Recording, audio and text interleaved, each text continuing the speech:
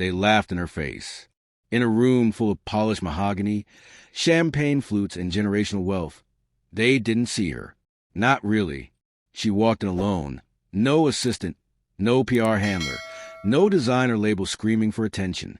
Just calm, just confidence, just legacy in motion. But they didn't care. She was a black woman in a billion-dollar room, and in their minds, that made her dismissible. Before we go further, pause. If you're watching this right now, hit that subscribe button and tell me, where are you tuning in from? Because by the time this story is done, you'll remember her name. This is more than a story. It's a reckoning. Her name was Ifeoma Adelwright, born in Houston, Nigerian father, African-American mother, raised on food stamps and fire. The kind of fire that comes from watching your parents work themselves hollow.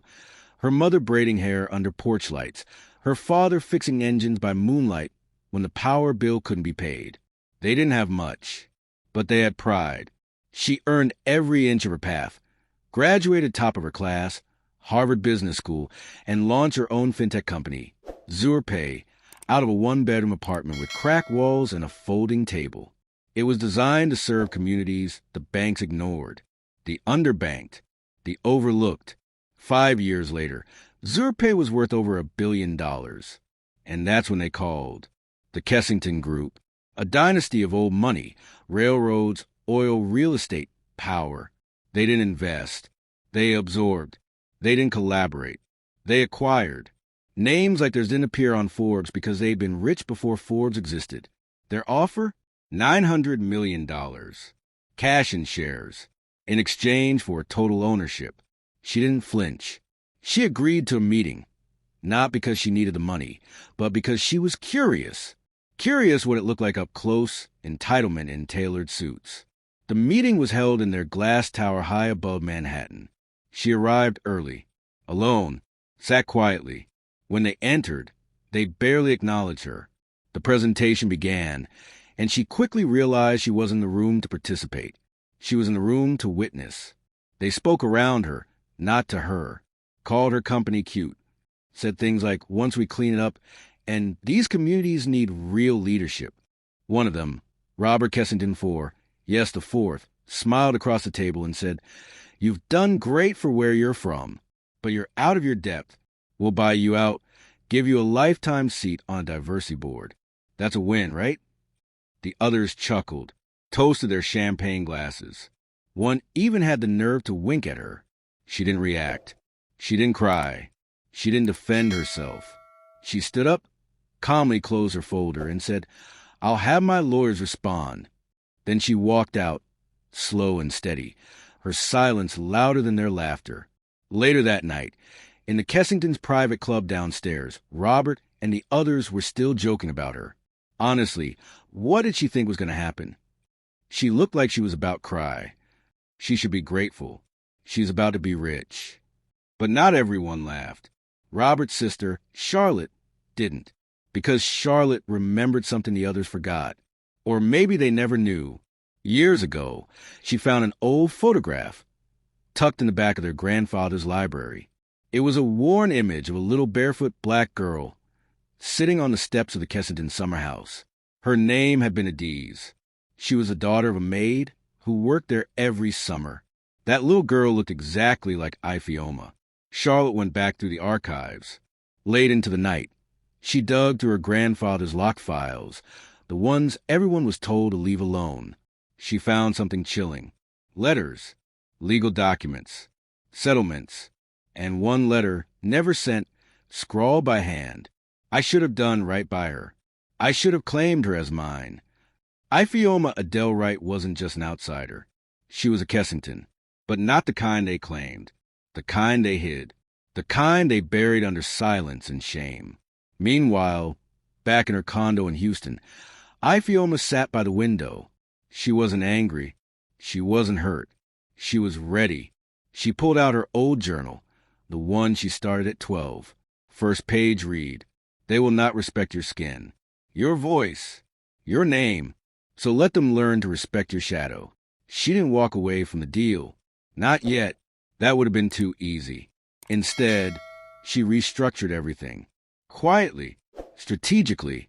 Over the next year, she played their game better than they ever imagined, set up fake partnerships, redirected technology licensing, and lined up allies they couldn't see coming. Because while they were busy mocking her, she was rewriting their legacy, not to erase it, to reveal it. And it all started with a secret Charlotte couldn't keep anymore. Charlotte sat alone in her office, staring at the photo. The girl on the steps, the one with the soft eyes, the proud chin, the quiet sadness, was unmistakably Iphioma. No doubt, the Kessington jawline, the same nose her father used to pat and say, "That's the family mark." She didn't sleep that night. She printed the letter, folded it carefully, drove to a park just outside the city where she heard Iphioma sometimes walked at dawn. At 6:08 a.m., she spotted her, alone, in running shoes and a hoodie, headphones in, not a bodyguard in sight, still moving like a woman who knew how to protect herself. Charlotte hesitated, then stepped forward. Iphioma stopped running, pulled out one earbud. "I need to talk to you," Charlotte said quietly, "about your mother and mine." They sat on a bench as the sky turned soft orange. Charlotte handed her the letter, then the photo, then said nothing. Iphioma didn't cry. She just stared at it, eyes dry, still, like the picture was both a puzzle and a key. "I knew," she finally said, "not the details. But I always knew I was someone they'd never be able to buy." And that's when everything changed. The next time she entered the Kessington Tower, she wore white, a tailored, floor-length coat. No makeup, no briefcase, just a single, slim folder. They had no idea what was coming. She walked into the boardroom with the same calm presence, but this time no one laughed, because the news had broken that morning. An expose. The hidden heiress, Black tech CEO linked to Kessington family legacy. Photos, documents, quotes, leaked letters, and a sharp investigative piece by The Atlantic outlining decades of concealed paternity settlements, hush money, and systemic exclusion tied to the Kessington name. Charlotte had leaked it. The boardroom was silent. Robert stood, pale and shaken. "We had nothing to do with those." She raised one hand. "I'm not here for an apology," she said. "You can't apologize for a bloodline that never had the courage to face itself." She laid the folder on the table. Inside, termination of negotiations, full withdrawal of acquisition interest, and a signed agreement transferring exclusive tech rights from Zurpay to a competitor, one that had just signed a government deal worth $1.3 billion. "I came here today," she said, "to thank you." They stared at her, "for reminding me who I am." She turned to leave, stopped at the door. "Oh, and Robert, you were right about one thing. I can't swim with the sharks." She looked over her shoulder, eyes calm, because sharks stay in their lane. "I own the entire ocean." The fallout was immediate. Stock dipped. Shareholders revolted. The Kessington name became a trending hashtag, not for wealth or power, but for secrecy, arrogance, and the rotting stench of inherited shame.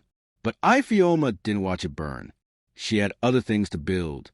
She invested in Black and brown women-owned startups across the country, built generational wealth programs, launched a foundation to trace and reconnect forgotten descendants of enslaved lineages with reparative investments. She never publicly claimed the Kessington name. She didn't need to. She redefined what it meant to carry it. Her story wasn't about revenge. It was about restoration. Legacy isn't what they hand you. It's what you build when no one thinks you're watching. And in the silence they left her with, she built an empire louder than any name they could have given her. If you felt that, share this story with someone who needs a reminder. You don't need their table. You can build your own. And when you do, make sure the seats have names on them. Subscribe, comment where you're watching from. And remember, power doesn't always raise its voice. Sometimes, it just signs a deal they never saw coming.